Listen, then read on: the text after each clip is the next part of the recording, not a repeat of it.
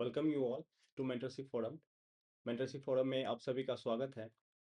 And जैसा कि आप सबको पता है कि 72nd बीपीएससी प्रीलिम्स का नोटिफिकेशन ऑलरेडी आउट हो चुका है, जिसमें कि फॉर्म फिलिंग का डेट आपको 7 मई से 31 मई तक दिया गया है विंडोज़। ठीक है, ये 7 मई यानी कि कल से स्टार्ट हो रहा है।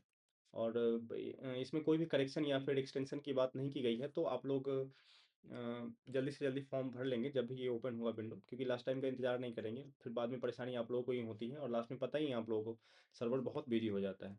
ठीक है, तो नोटिफिकेशन आया है और बहुत लोगों का क्वेरी भी था पहले से भी कि सर 2-3 महीने बचे हुए हैं। एग्जैक्टली देखा जाए तो इट इज़ अराउंड 80 डेज अब से। ठीक है, आप लोगों को पता ही है कि 26 जुलाई को एग्ज़ाम होने वाला है हमारा बीपीएससी प्रीलिम्स का। तो इसके लिए कुछ स्ट्रैटेजी शेयर करें कि कैसे अब हमें आगे बढ़ना है, ये 2-3 महीने को कैसे यूटिलाइज करना है। ठीक है, तो इसी के रिगार्डिंग ये वीडियो है। 72nd BPSC prelims the ultimate 80 days winning strategy, around 3 month बचा हुआ है। And this is me by Umesh. ठीक है, एंड फॉर दिस एग्जाम मेरा थोड़ा सा एक्सपीरियंस है, मतलब ठीक ठाक है एटलीस्ट प्रीलिम्स को लेकर। ओके, तो इसलिए मैं स्ट्रेटजी बना रहा हूँ, जैसे कि आप यहाँ पे देख पा रहे होंगे।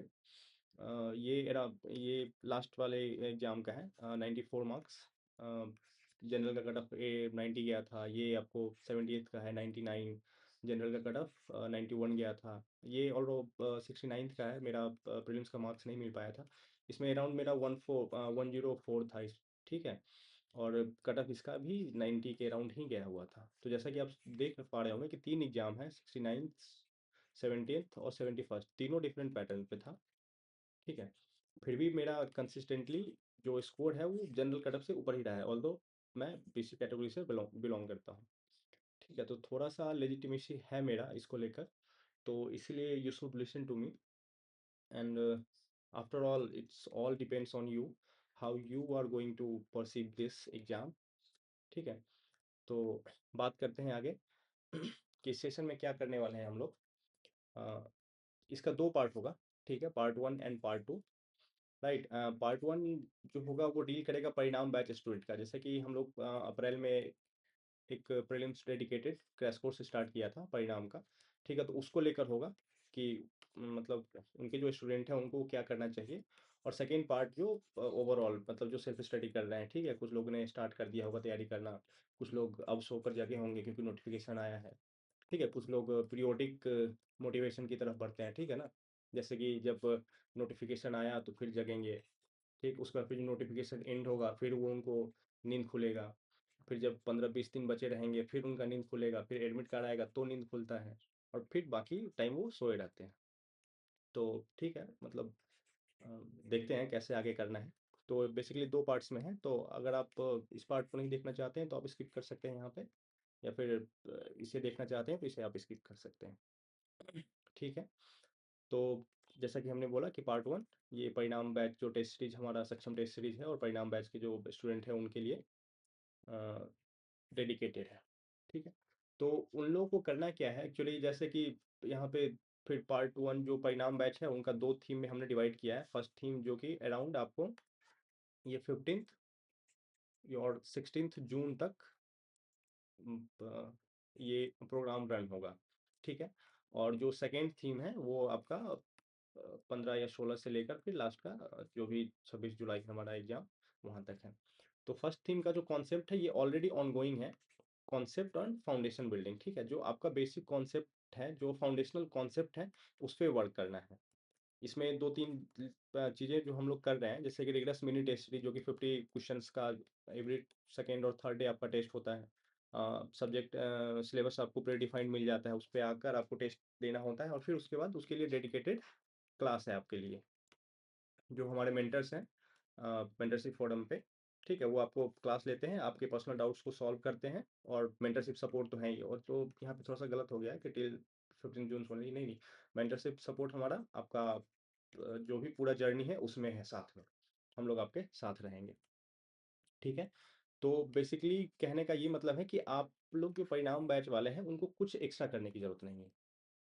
ठीक है, जो हम लोग कर रहे हैं बस उसी में उसी को अब आगे बढ़ाना है। कुछ घबराने की ज़रूरत नहीं है कि अच्छा अब नोटिफ़िकेशन आ गया तो अब कुछ चेंज करने की ज़रूरत है। अच्छा मार्केट में ये चल रहा है, अच्छा ये स्टार्ट हो गया।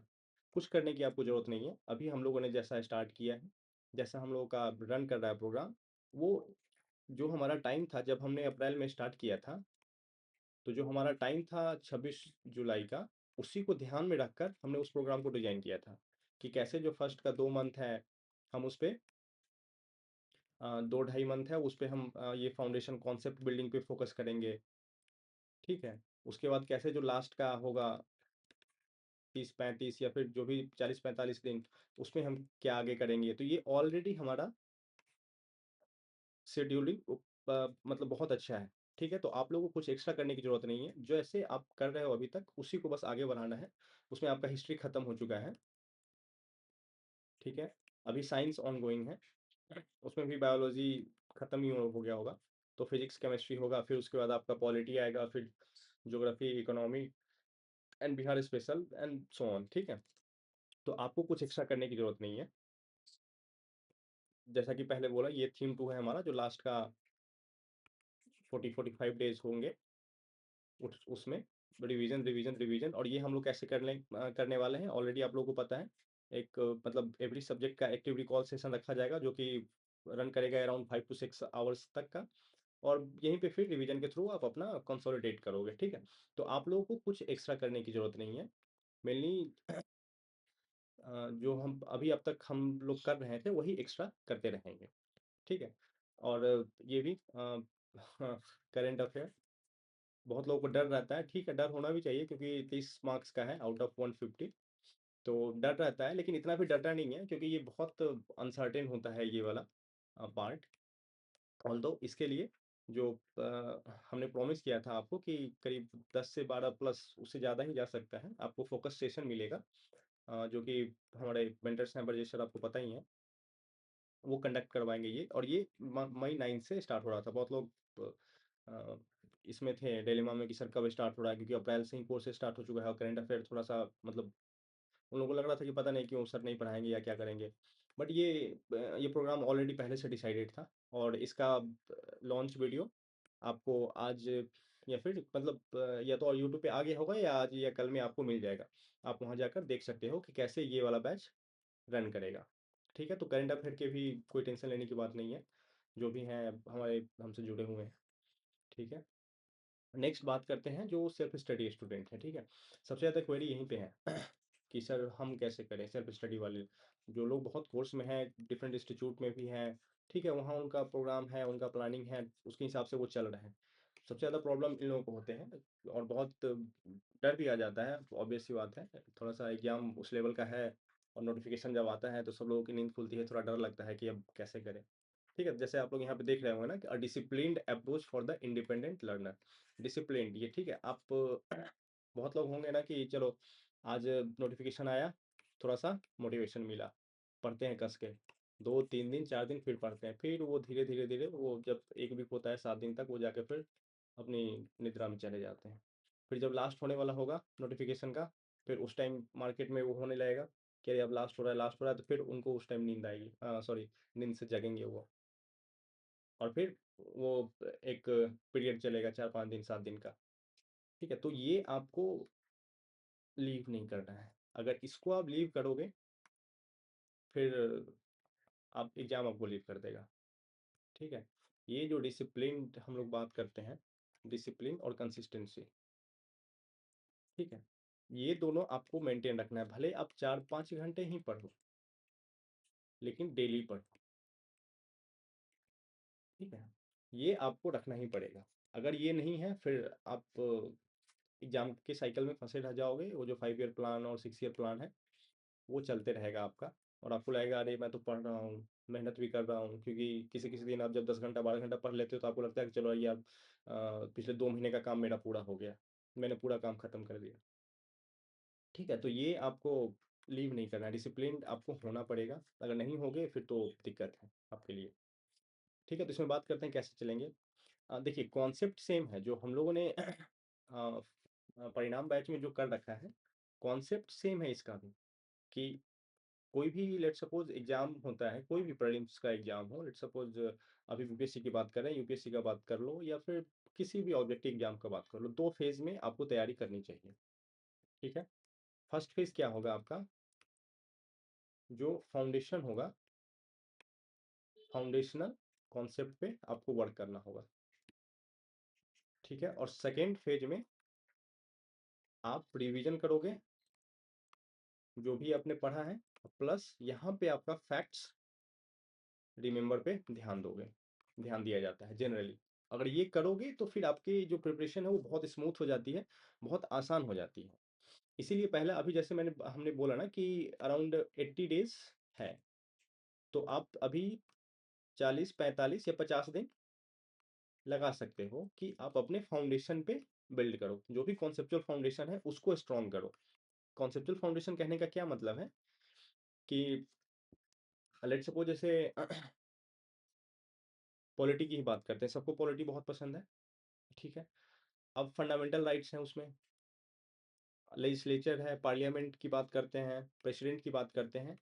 तो अभी हम फोकस करेंगे फर्स्ट में, पढ़ेंगे सब चीज़, पढ़ना तो सब एक बार है, एक बार कॉम्प्रिहेंसिव पढ़ना है कि फंडामेंटल राइट्स का कॉन्सेप्ट क्या है, ये क्यों है, इसका इम्पोर्टेंस क्या है, ठीक है? क्या-क्या आर्टिकल्स है इसमें, जो-जो आर्टिकल्स है उसमें क्या-क्या दिया गया हुआ है, किसको कितना राइट्स मिला हुआ है, किसके अगेंस्ट है। सेम फॉर पार्लियामेंट, मतलब हम लोग का यहाँ पे पार्लियामेंट्री सिस्टम है, पार्लियामेंट है वहाँ पे, कौन-कौन है पार्लियामेंट का पार्ट, ये सब हम लोग पढ़ेंगे। लेकिन जो फर्स्ट फेज में है ना, उसमें बस ध्यान और ज़्यादा ध्यान इस बात पे दिया जाता है कि जो फंडामेंटल राइट्स है, लेट्स सपोज, तो ये क्यों है? व्हाई? व्हाई पार्ट पे हम ज़्यादा ध्यान देते हैं। ये जो व्हाट पार्ट होता है ना, जिसको हम लोग बोलते हैं कि फैक्ट्स, वन लाइनर, ये सब सेकंड फेज में आता है जब आप रिवीजन करते हो बार-बार। ठीक है? फर्स्ट फर्स्ट फेज में हम ध्यान देंगे, लेट्स सपोज अगर पार्लियामेंट सिस्टम पढ़ रहे हैं, तो हम लोग ये ज़्यादा कोशिश करेंगे जानने का कि पार्लियामेंट्री सिस्टम होता क्या है? इंडिया में हम लोगों ने क्यों पार्लियामेंट्री सिस्टम ही लाया? ठीक है? प्रेसिडेंशियल क्यों नहीं आया? पार्लियामेंट और प्रेसिडेंशियल सिस्टम का क्या डिफरेंसेस है? कॉन्सेप्ट, मतलब क्या कॉन्सेप्चुअल डिफरेंसेस है? पढ़ेंगे अभी कि पार्लियामेंट है हमारा, उसमें लोकसभा है, राज्यसभा है, प्रेसिडेंट है, जो भी है, ये आर्टिकल है। लेकिन वो सब एक बार बस पढ़ेंगे, जान जाएँगे। उसके थ्रू हम लोग जानने की कोशिश करेंगे कि पार्लियामेंट्री सिस्टम में होता क्या है। बट ये सब जो आर्टिकल्स है कि किस आर्टिकल में लोकसभा लिखा हुआ है, किस आर्टिकल में राज्यसभा है, किस आर्टिकल में प्रेसिडेंट का है, ये पढ़कर अभी बस उसको लीव करना होता है। इसको जब आप बाद में आओगे सेकंड फेज में, जब रिवीजन करोगे फिर आप याद करोगे। जब एक बार आपका फाउंडेशन बिल्डिंग हो जाएगा, कॉन्सेप्ट आपका बन जाएगा, पार्लियामेंट्री सिस्टम क्या होता है, फंडामेंटल राइट्स क्यों ज़रूरी है, फंडामेंटल राइट्स क्या होता है, लोकल सेल्फ गवर्नमेंट क्यों ज़रूरी है इंडिया में। ठीक है? क्योंकि अब देखोगे अभी इस सब पे भी ना क्वेश्चन आता है। जैसे पिछली बार 71st में क्वेश्चन आया हुआ था कि लोकल सेल्फ गवर्नमेंट का जो गोल क्या है? ठीक है? तो ये जो हम लोग बात कर रहे हैं ना कि ये गोल क्या है? यही है फाउंडेशन बिल्डिंग। आपको कॉन्सेप्ट कॉन्सेप्ट पे ध्यान देना होगा। उसके बाद जब बेस तैयार हो जाएगा ना, फिर आर्टिकल याद करने में बहुत आसानी होगी आपको सेकंड फेज में। यहाँ जो लास्ट का जो अभी जैसे हम लोग 80 दिन की बात कर रहे हैं यहाँ पे, ठीक है? ये 80 दिन में अभी जो हम लोग 40, 45 या 50 दिन जो भी देंगे, लास्ट का जो 30-35 दिन बचेगा, उसमें हम लोग एट लीस्ट 3 या 4 टाइम्स रिवाइज़ कर सकते हैं। एक बार कॉन्सेप्ट हमारा बिल्डअप हो चुका है, लास्ट में 3 से 4 बार हम उसको रिवाइज़ कर रहे हैं। जो हमने सोर्स पढ़ा है उसी को बार-बार रिवाइज़ कर रहे हैं, तो ये फैक्ट्स क्यों नहीं याद होंगे? हम लोग डर की वजह से क्या करते हैं ना, अभी ही फैक्ट्स क्या कहते हैं, याद करना स्टार्ट कर देते हैं। ठीक है? तो यही हमारा ये सेकंड थीम का वो है, गोल कि फाइनल रिवीजन फेज़ होगा आप में, जिसमें कि आपने जो भी फर्स्ट अटेम्प्ट में पढ़ा है, जो भी आपने फर्स्ट जो आपका फेज़ था उसमें आपने पढ़ा है, उसको यहाँ पे रिवाइज़ करना है। जो भी स्टैंडर्ड सोर्सेज़ थे आपके, केवल उसी को जो आपने पढ़ रखा है उसको बार-बार यहाँ पे पढ़ना है। कुछ यहाँ पे एक्स्ट्रा ऐड करने की ज़रूरत नहीं है। जो भी जितना था उसी को बार-बार पढ़ो, वहीं से आपके फैक्ट्स फैक्ट्स जितने भी थे वो याद होंगे फिर। और फिर जब आप एग्ज़ाम में जाओगे, आपका कॉन्सेप्ट बिल्डअप ऑलरेडी हो चुका है। लास्ट के 1 मंथ में आपने फैक्ट्स अच्छे से याद किए हैं, वो आपको याद रहेगा, ये दोनों माइंड में रहेगा, आपका एग्ज़ाम अच्छे से आप वो कर सकते हो, एस कर सकते हो। और ये इसका फेज़ का एक साइंटिफिक रीज़न भी है कि हम लोग ह्यूमन हैं, ठीक है ना? कुछ चीज़ें ऐसी होती हैं कि हमारी मेमोरी पावर उतना लॉन्ग नहीं है कि जो बहुत ज़्यादा फैक्चुअल हो, उस चीज़ को आप बहुत ज़्यादा दिन तक याद नहीं रख सकते हो। तो अभी अगर आप फैक्ट्स पे याद करने पे अगर चले जाओगे, तो आप कॉन्सेप्ट पे ध्यान नहीं दोगे। और जब कॉन्सेप्ट पे ध्यान नहीं दोगे, तो ये भी आपको पूरी तरह से याद नहीं होगा फैक्ट्स वाला। और लास्ट में जब कॉन्सेप्ट से बेस्ड क्वेश्चन आएगा, तो वहाँ पे भी आप निकल जाओगे। इसलिए मैंने अपना मार्कशीट दिखाया ना वहाँ पे। 69th में जब मेरा हुआ था, तो यहाँ पे 68 से बहुत ड्रास्टिक चेंज था 69th का। यहाँ बहुत कॉन्सेप्चुअल, ऑल्दो फैक्ट्स थे, बट कॉन्सेप्चुअल बहुत क्वेश्चंस थे। लेकिन फिर भी मेरा 103 से 104 नंबर आ गया। ठीक है। सेम उसके बाद जब 70th में आए, तो यहाँ तो प्योर फैक्ट्स था। आप लोगों को पता ही है, सब इस 69th के हिसाब से तैयारी कर रहे थे। 17वीं का एग्जाम देने गए, उसमें लीक हुआ, चलो जो भी कंट्रोवर्सीज हुआ, लेकिन थे तो बहुत फैक्चुअल ना। लेकिन फिर भी यहाँ मेरा देखो 100 के आसपास है। ये दोनों बहुत डिफरेंट पेपर था, लेकिन फिर भी क्यों मेरे मार्क्स मतलब उसी के अराउंड 100 के अराउंड है। उसका रीजन यही था कि जब भी लेट्स सपोज अगर मैं तैयारी करता हूँ, तो पहले मेरा फोकस होता है कि जो भी मैं सब्जेक्ट पढ़ रहा हूँ, जो भी मैं इंफॉर्मेशन जानना चाहता हूँ, पहले उसके बैकग्राउंड को समझता हूँ, उसका क्या कॉन्सेप्चुअल अंडरस्टैंडिंग है, उस पे ध्यान देता हूँ, बाद में उसके फैक्ट्स पे जाता हूँ। यहाँ इसके थ्रू क्या होता है ना कि दोनों हमारा प्रिपेयर हो जाता है, कॉन्सेप्ट प्लस फैक्ट्स भी। अगर केवल आप फैक्ट्स पे लगे रहोगे, तो फिर आपका यही याद होगा। अगर थोड़ा सा कॉन्सेप्चुअल क्वेश्चन आ गया, आप निकल जाओगे गेम से। और यहाँ भी फैक्ट्स, सब फैक्ट्स याद रखना मतलब असंभव ही है ये। तो इसमें भी आपका 100% श्योरिटी नहीं है कि अगर फैक्ट्स आप याद कर लोगे, तो आपका एग्जाम हो ही जाएगा। क्योंकि हम सभी ह्यूमन है, ह्यूमन माइंड ऐसे ही वर्क करता है। हो सकता है उस दिन आपको याद ना आया हो, ना आ पाए, एग्जाम थोड़ा अच्छा ना जा पाए। इसीलिए प्रिपरेशन ओवरऑल करना चाहिए। ठीक है। और ये बेटर तरीका भी है। केवल फैक्ट्स याद करने से कोई फायदा नहीं है। वो ये आपको कभी भी धोखा दे सकता है। ये फिर लक पे डिपेंड कर जाता है, जब केवल फैक्ट्स फैक्ट्स फैक्ट्स आप रटते हो तो। ठीक है। तो ये जो जैसा कि हमने बात किया कि फर्स्ट पेज में आप जो भी स्टैंडर्ड बुक्स हैं, उसको आप पढ़ोगे। अब जो पीवाईक्यू है, उसको एनालाइज करोगे। ठीक है। पीवाईक्यू एनालाइज करोगे और टेस्ट दोगे। और सब यहाँ बहुत लोगों को मैं देखता हूँ ना कि ये टेस्ट मतलब टेस्ट के पीछे भागते रहते हैं। उनको लगता है कि चलो इस कोचिंग इंस्टीट्यूट का टेस्ट दे दिया, उसका दे दिया, उसका दे दिया, तो जितना टेस्ट देंगे उतना मेरा निकल जाएगा। कभी मतलब संभव भी नहीं है ये। टेस्ट के क्वेश्चन से आपका कभी भी एग्जाम नहीं निकल सकता। यहाँ से आप इन्फॉर्मेशन गैदर नहीं कर सकते। एक तो टेस्ट को ये लोग अच्छे से एनालाइज नहीं करते हैं। बहुत लोग, मैक्सिमम लोग, 90% लोग टेस्ट को एनालाइज नहीं करते हैं।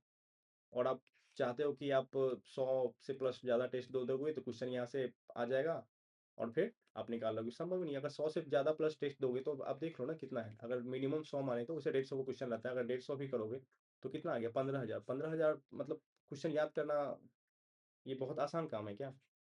अगर क्वेश्चन रिपीट भी हो जाएगा ना, फिर आपको याद ही नहीं रहेगा वो। तो टेस्ट का यूज बस इसलिए करना चाहिए कि जो आपके डाउट्स है थोड़ा मोड़ा वो क्लियर हो, और प्लस जो मेन ये सिली मिस्टेक्स आपके ना हो, कि आता हुआ क्वेश्चन आप जाके एग्जाम में गलती ना कर दो। तो टेस्ट इसलिए दो, मेन यहाँ पे है। आपका नॉलेज यहीं से बढ़ेगा। स्टैंडर्ड बुक मेन तो यही है। आपके नॉलेज का प्योर सोर्स यही है स्टैंडर्ड बुक्स का। ये जो पीवाईक्यू है, इससे आप क्या करते हो ना, लैंग्वेज जो एग्जामिनेशन का लैंग्वेज होता है, उससे थोड़ा फैमिलियराइज होते हो आप। पैटर्न आपको पता चलता है कि किस हिसाब से तैयारी करना चाहिए। जो एग्जामिनर का माइंड है, उसको थोड़ा डिकोड करने की कोशिश करते हो कि किस हिसाब से क्वेश्चन पूछ रहा है ये। ठीक है, कैसे ट्रैप कर रहा है वो।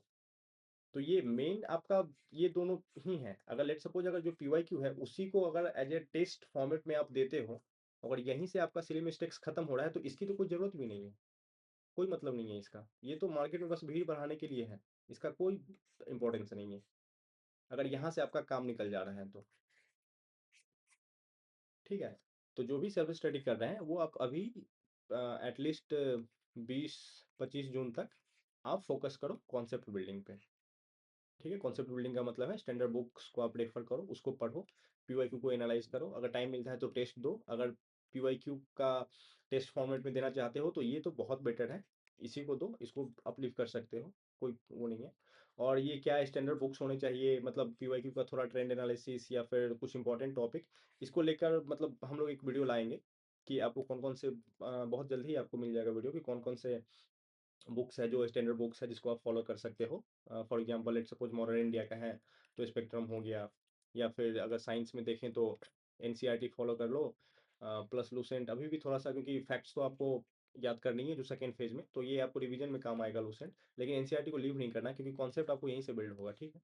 यहाँ से भी बहुत कुछ फैक्ट्स आपको याद होंगे, या फिर आप एक तमिलनाडु बोर्ड का साइंस का आता है 9th-10th का, वो भी बहुत कॉम्प्रिहेंसिव है, वो कर सकते हैं या तो एनसीईआरटी या फिर तमिलनाडु। मतलब दो, ऐसा नहीं कि दोनों मतलब लगे बस लग रहे हैं पीएचडी करने में लगे हुए, नहीं नहीं, पीएचडी हमें नहीं करना है यहाँ पे।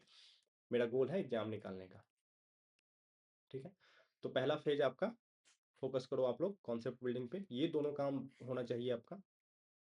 इसके अलावा कुछ हो ना हो कोई फर्क नहीं पड़ता है, ठीक है। और इसी के थ्रू, पीवाईक्यू के थ्रू ही आप सिली मिस्टेक्स को अगर खत्म करने की कोशिश करोगे तो ये बहुत अच्छी बात है। सेकंड फेज में हम लोग जाएंगे जो लास्ट के 30 to 35 डेज बचेंगे, जहाँ पे आप फाइनल रिवीजन फेज करोगे। जो भी स्टैंडर्ड सोर्स आपने पढ़ रखा है, जो भी कुछ यहाँ पे नया ऐड करने की जरूरत नहीं है। प्लस करंट अफेयर का, जैसे हमने पहले भी बात किया कि करंट अफेयर का चलो ठीक है, परिणाम बैच के लिए बात किया था। आप लोग के लिए, हम लोग के लिए क्या होता है ना, हम लोग मतलब मार्केट में बहुत सारे मटेरियल्स आएंगे, बहुत अट्रैक्टिव मैगजीन्स आएंगे, और हमें लगता है ना वो एक्चुअली वो डर ही होता है, वो डर की वजह से हम ना सब खरीद लेते हैं कि चलो ये भी पढ़ लेते हैं, अच्छा इससे छूट जाएगा उससे छूट जाएगा, 30 नंबर की बात है। लेकिन आप सबका सब पढ़ लो। अगर मैं चाहूंगा ना तो इस 30 में से आपको 30 भी मतलब एक भी क्वेश्चन सही नहीं करने दूंगा करंट अफेयर का। ये मतलब दिक्कत है। तो इससे अच्छा है कि एक, ज्यादा से ज्यादा दो, बहुत मतलब मन कर गया तो दो, एक से दो मैक्सिमम। आप कोई भी करंट अफेयर का मैगजीन लो, उसको बार बार पढ़ो। कुछ एक्स्ट्रा ऐड करना है, कुछ अगर आपको टेस्ट से मिल जाता है, कुछ इधर उधर से मिल जाता है, कुछ इन्फॉर्मेशन, कुछ आपको लग रहा है कि चलो ये इंपॉर्टेंट है, तो उसको उसी मैगजीन में ऐड करो। इसको कुछ एक्स्ट्रा करने की जरूरत नहीं है। उसको जितनी बार पढ़ोगे वो आपका मतलब नंबर इंक्रीज ही होगा। अगर जो जनरल क्वेश्चन आएंगे, जो नॉर्मल क्वेश्चन आएंगे, लगभग हर मैगजीन में कवर ही होते हैं, ठीक है। तो जो सब सही कर रहा है वो आपको सही करना है। ऐसा नहीं है कि 30 में 30 हमें लाना है यहाँ पे। जो सब लोग सही करेंगे करंट अफेयर का, जो इजी क्वेश्चन होंगे, जो कि जितने भी मैगजीन सर्कुलेट कर रहे हैं मार्केट में उसमें आ रहा है, वो मेरा सही होना चाहिए। उसके बाद का कोई मुझे मतलब नहीं है, वो कट ऑफ कभी डिसाइड नहीं करता है। देखो कट ऑफ का क्या होता है ना, कट ऑफ हमेशा, हम लोग हमेशा बात करते हैं ना कि 90 कट ऑफ गया, 95 कट ऑफ गया। ये आप जब एनालाइज करोगे ना अच्छे से ना, तो आपको पता चलेगा कि जो इजी क्वेश्चन थे उतना ही कट ऑफ है, उसी के आसपास कट ऑफ रहता है, क्योंकि ये सब सही करते हैं। और इजी क्वेश्चन करने का मतलब क्या हुआ कि जो स्टैंडर्ड सोर्स में आपको मिलते हैं, जो मार्केट में अवेलेबल है, ठीक है। और स्टैंडर्ड सोर्स का मतलब ये नहीं हो गया कि चलो अब पढ़ रहे हैं मतलब पीएचडी कर रहे हैं, जो मार्केट में अवेलेबल है। जैसे हमने बात किया ना, मॉडर्न इंडिया का स्पेक्ट्रम में है पॉलिटी का लक्ष्मीकांत हो गया, ये सब स्टैंडर्ड सोर्स है। तो इसमें जो क्वेश्चंस हैं वो इजी क्वेश्चंस कहलाते हैं, वो आपके गलत नहीं होने चाहिए। और जब पूरा एनालाइज करोगे 150 में तो देखोगे ना वही होता है, 90 के आसपास, 90 95 इतने ही इजी क्वेश्चंस रहते हैं जो कि मार्केट्स में अवेलेबल होते हैं, सोर्सेज में उनसे मिलता है, और वही आपका कट ऑफ होता है। जो हार्ड क्वेश्चंस हैं वो कभी भी आपका कट ऑफ डिसाइड नहीं करेगा, ठीक है। ये 5 लोगों का सही होगा, 5 लोगों का गलत होगा, लेकिन 5 लोगों का जो सही होगा ना, वो फिर 5 इजी क्वेश्चन गलत करेंगे, वो बैलेंस आउट हो जाता है, ठीक है। तो इसीलिए करंट अफेयर के लिए कोई एक मैं तो रिकमेंड करूंगा। लेकिन अगर आपका मन नहीं मान रहा है तो आप दो कोई दूसरा मैगजीन उठा लो, दो को ही बार बार, एक को इसमें भी एक को आप बेस्ट सोर्स बनाओ, सेकंड को क्या करो उसको पढ़ो, और उसमें से जो कुछ एक्स्ट्रा मिलता है आपको फर्स्ट में ऐड कर लो। उसको बार बार पढ़ने की भी जरूरत नहीं है, क्योंकि जब दोनों पढ़ोगे वो फिर ज्यादा टाइम लगेगा। उससे अच्छा है कि आप स्टैटिक में टाइम लगा दो, क्योंकि अभी भी 120 तो आउट ऑफ 150 स्टैटिक से ही आ रहा है, 80%। यहीं से आप कट ऑफ डिसाइड, यहाँ आप जितनी ज्यादा पढ़ोगे उतना ज्यादा आपका नंबर आएगा, ठीक है। तो करंट अफेयर के लिए ये है। तो जैसा हमने बात किया, अभी फोकस करो आप लोग, स्टार्ट करो पढ़ाई करना कॉन्सेप्ट बिल्डिंग पे। सेकंड पे आप जाओगे जब, तो रिवाइज करना है, वहाँ पे आपको फैक्ट्स भी याद होंगे। करंट अफेयर अभी एक बार पढ़ लोगे, जो भी मैगजीन होगा अभी एक बार ही पढ़ो, ज़्यादा पढ़ने की जरूरत नहीं है। लेट्स सपोज टेस्ट में क्वेश्चन गलत हो रहे हैं, गलत होने दो। नॉलेज की वजह से गलत हो रहा है अभी क्वेश्चन, कोई फर्क नहीं पड़ता है टेस्ट में। सिली मिस्टेक्स नहीं होने चाहिए आपके, ठीक है। उसके बाद जब हम जाएंगे सेकेंड फेज में, तो वहाँ पे फिर उसको बार बार रिवाइज करेंगे, फिर वहाँ पे अपना नॉलेज को इंक्रीज करना, जितना करंट अफेयर होगा अपना याद करना होगा, याद करते रहेंगे हम लोग, ठीक है। तो ये दो फेज था, दो दो फेज में हमें आगे बढ़ना है, ठीक है। और अभी तक मुझे तो नहीं लग रहा होगा कि आप लोग वीडियो देख पा रहे होंगे, लेकिन जिन्होंने जो भी देख पा रहे होंगे, चलो उन लोगों को पहले हम लोग बता दे रहे हैं कि हमारे मेंटरशिप फोरम के यूट्यूब चैनल पे dedicated PYQ session for every subject, ठीक है? फॉर एवरी सब्जेक्ट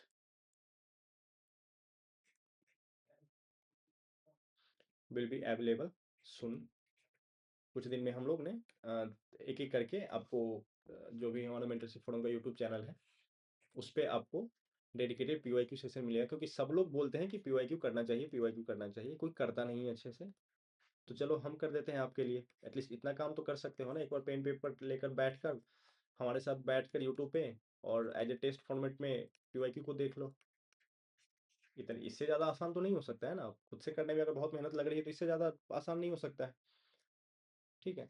तो उसके लिए अभी मतलब 1-2 दिनों में आपको नोटिफिकेशन मिल जाएगा कि कब से ये आ रहा है, बट आ जाएगा। और ये आपको मतलब ऐसा नहीं है कि जुलाई 26 को है तो 20 या 25 तक आते रहेगा।